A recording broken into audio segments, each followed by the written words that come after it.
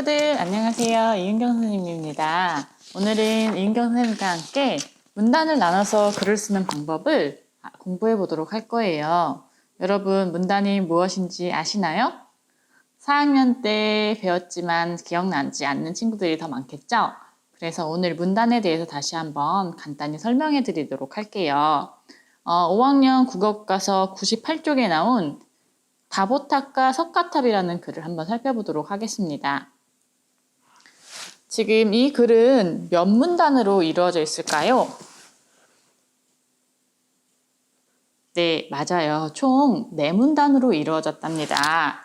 그럼 문단을 구분할 때 가장 쉽게 볼 수 있는 방법은 줄바꿈을 한번 살펴보는 거예요.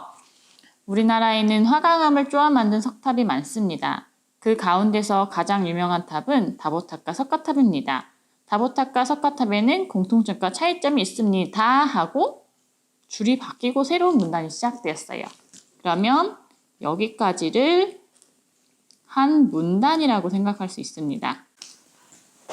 다보탑과 석가탑은 공통점이 있습니다. 두 탑은 모두 통일신라에 만든 탑으로서 불국사 대웅전 앞들에 나란히 서 있습니다. 또 두 탑은 그 가치를 인정받아 국보로 지정되었습니다. 하고 또 줄이 끝나고 다음 줄로 바뀝니다. 그러면 여기가 우리는 두 번째 문단이라는 것을 알 수 있어요. 그래서 3문단, 4문단, 총 4개의 문단으로 이루어져 있네요. 그럼 문단은 무엇일까요? 문단은 하나의 주제만을 표현하는 문장들을 묶은 것을 문단이라고 합니다.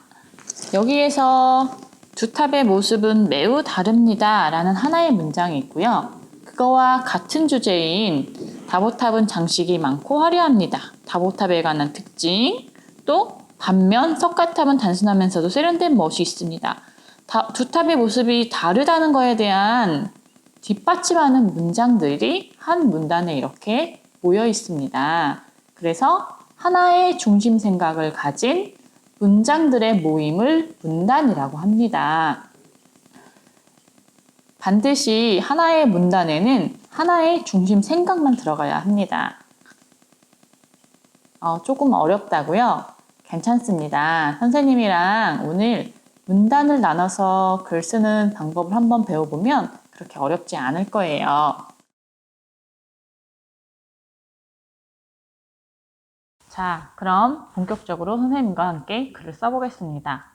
자, 문단을 나눠서 글을 써야 하는데 여러분이 오늘 쓸 주제는 내가 가장 좋아하는 것 3가지라는 주제로 글을 써볼 거예요.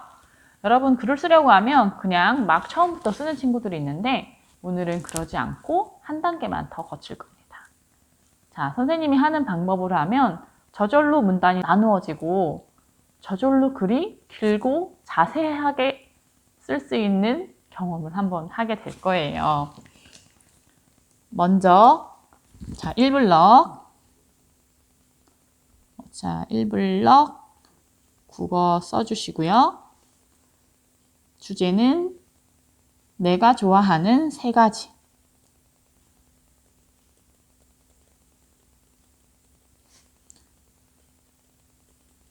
내가 좋아하는 3가지에 대한 글을 쓸 건데 자, 글을 쓰기 전에 먼저 칸을 3 곱하기 3, 즉 9칸을 몇 개 그려야 될까요? 3가지니까 3개를 그려야겠죠. 칸 못 그려도 괜찮습니다.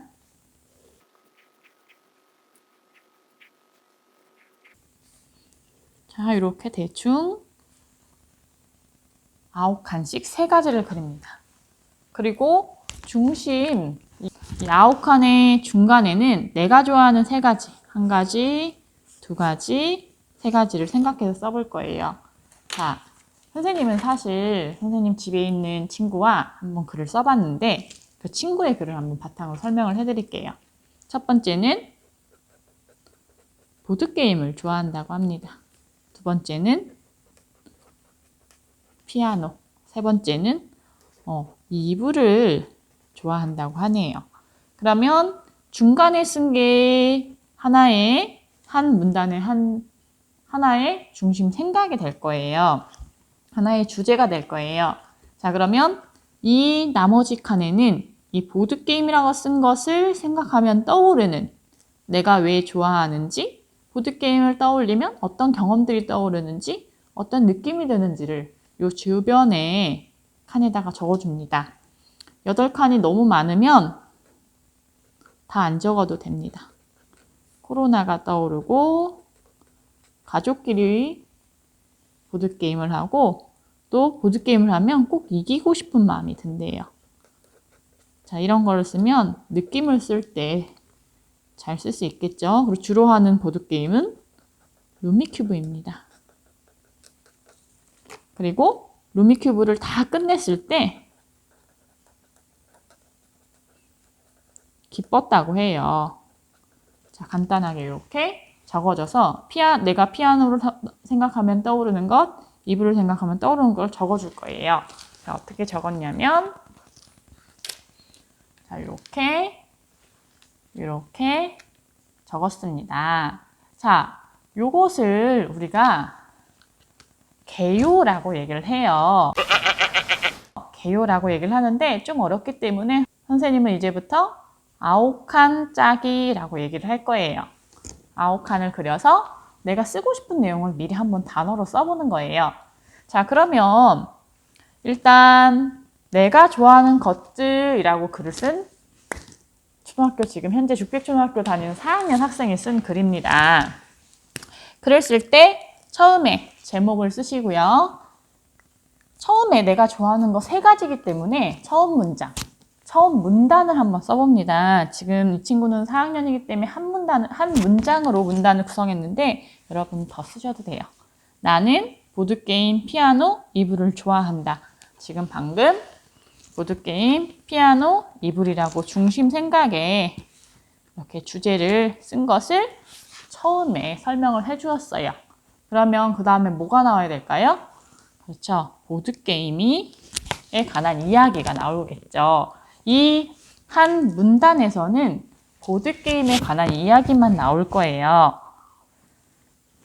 요즘에는 보드게임이 너무 좋다. 코로나 때문에 밖에 나가지도 못하고 있어서 더 많이 하게 된다. 아까 코로나 여기서 한 번 더 썼었죠? 그것을 내가 쓴 단어를 넣어서 쓰면 되기 때문에 생각보다 시간이 많이 걸리지 않아요. 가족들 나왔죠?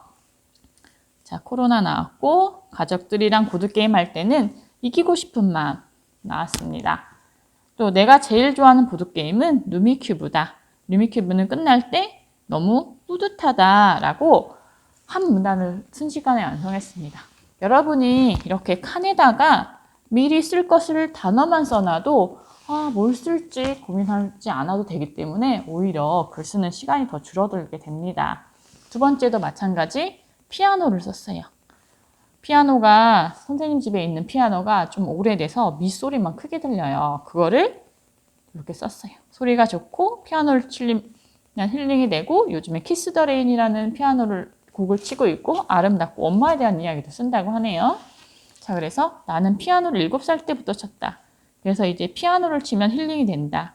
요즘에는 키스 더 레인을 치고 있다. 키스 더 레인은 아름다운 선율이 들어있는 곡이다. 여기선 지금 치고 있는 피아노는 엄마가 어릴 때부터 있어서 30년 정도 됐는데도 소리가 잘 난다. 딱 하나 밑소리만 너무 크다. 이러다 우리 피아노가 유물이 되는 거 아닌가 싶다. 이 세 번째 문단에는 어떤 내용만 나오죠? 피아노에 관한 이야기만 나옵니다. 하나의 문단에 하나의 생각, 하나의 주제. 이게 문단을 쓰는 원칙이라고 했습니다. 자, 그래서 줄도 역시 바꿨죠. 세 번째는 뭐가 나올까요? 이불이 나옵니다. 내 이불은 보들보들하다. 자, 이불에 대해서 아까 이불은 엄마가 떠오르고 잠이 잘 오고 보들보들하고 뭔가 닮았다는 얘기를 쓰고 싶대요. 엄마가 사줬다는 이야기를 쓰고 싶고. 자, 그러면 이 단어를 여기다 넣어서 쓰기만 하면 돼요.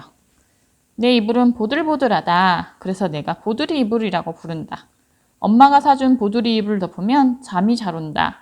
이걸 보고 아빠가 엄마랑 나랑 보들보들한 걸 좋아하는 게 닮았다고 했다.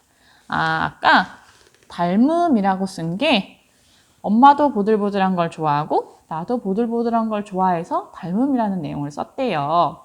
이러면 좋다라고 얘기하는 것보다 훨씬 실감나는 글이 되지요. 사실은 엄마 건데 내가 너무 좋아해서 엄마가 준 거다 라고 이불의 역사까지 이렇게 썼습니다. 그리고 마지막에는 이렇게 내가 좋아하는 것들을 더 많이 사랑해줘야겠다 하고 마무리 문단까지 이렇게 썼습니다. 자, 어떠신가요? 여러분도 잘 쓸 수 있을까요? 오늘은 여러분도 이렇게 문단을 나눠서 내가 좋아하는 것 세 가지를 쓰고 그거를 떠오르는 것을 주변에 써서 글 한 편은 완성하는 것을 해보도록 하겠습니다. 그러면 여러분이 아홉칸 쓰기와 아랫부분에 글을 써도 되고요. 넘겨서 뒷부분에 글을 써도 됩니다. 근데 중요한 것은 뭘까요? 까먹지 말아야 될 것은 문단을 나눌 때는 이렇게 줄을 바꿔서 지금 더 구분하기 쉽게 하려고 제가 한 줄을 더 띄었는데요. 한 줄은 떼도 되고 안 떼도 됩니다. 그래서 이렇게 글을 써서 사진을 찍어서 클래스팅에 제출해 주시면 됩니다. 자, 오늘 설명 어땠나요? 잘 이해가 가셨나요? 우리 친구들 잘 쓸 거라고 믿고 이만 선생님 물러가겠습니다. 안녕. 오늘 여러분에게 가르쳐준 방법은 김성현 선생님의 책 초등공부 독서로 시작해 글쓰기로 끝내라 라는 책에서 배운 거예요. 여러분도 방학 때 책 많이 읽었죠? 선생님도 책을 읽으면서 여러분에게 어떻게 하면 더 많은 것을 가르쳐 줄 수 있을까 고민하여 공부한답니다.